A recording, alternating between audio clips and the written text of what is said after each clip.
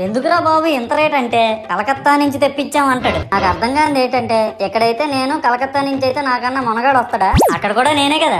ఇలా నన్ను బజార్లో పెట్టి బేరం ఆడి నా మొహానికి ముసుగేసి వ్యాన్ ఎక్కిస్తారు. ఆ వ్యాన్ డ్రైవర్ గాడు నేను ఉన్నానని కూడా చూడకుండా ఏదో ఆలోచించుకుంటూ డ్రైవ్ చేస్తా గతకల్లో గబ్బి గుబ్బి మని తించేసి నా కాల్లో చెయ్యి ఎరగొట్టేస్తాడు. ఈ విషయం చందాలు ఇచ్చిన చిన్నోళ్ళకి తెలిస్తే మళ్ళీ ఇరిగిపోయిన బొమ్మ పెట్టకూడదని ఏ బొమ్మ రాసి కవర్ చేసేస్తాడు. సరేలే జరిగిందేదో జరిగింది, నా భక్తులే కదా కూల్ బ్రో అని చిల్లయ్యే లోపు నన్ను పందిర్లో పెట్టి ముసుగు తీసి నాకన్నా పొడుగున్నే సౌండ్ బాక్సులు 2 నా చెవుల పక్కన పెట్టి డీజే గణేష్ బ్రో అని చెప్పి నా పాటలను కూనీ చేస్తారు. సరేలే పిల్లలు కదా ఇప్పుడు కాకపోతే ఎప్పుడు ఎంజాయ్ చేస్తారు, కాసేపట్లో పూజ స్టార్ట్ చేస్తారని వెయిట్ చేస్తా ఉంటే ఆ 5 రూపాయల వ్రతకల్పన బుక్ చూస్తే అది ఎక్కడ లేని కోపం వస్తుంది. ఏరా నాకు అర్థం కాదు, ఎన్ని సంవత్సరాల నుంచి నా పూజలు చేస్తున్నారు, ఒక్కడికి నా కథ గుర్తుండదేట్రా యాదవ్ వల్లారా. ఓ నా బుక్ లో చూసిన దాన్నైనా తిన్నంగా చదువుతారా అంటే అది ఉండదు. ఏదో బాగా అటర్ ఫ్లాప్ అయిపోయిన తెలుగు సినిమాకి రివ్యూ చెప్పినట్టు చదువుతారు ఒక్కొక్కడును.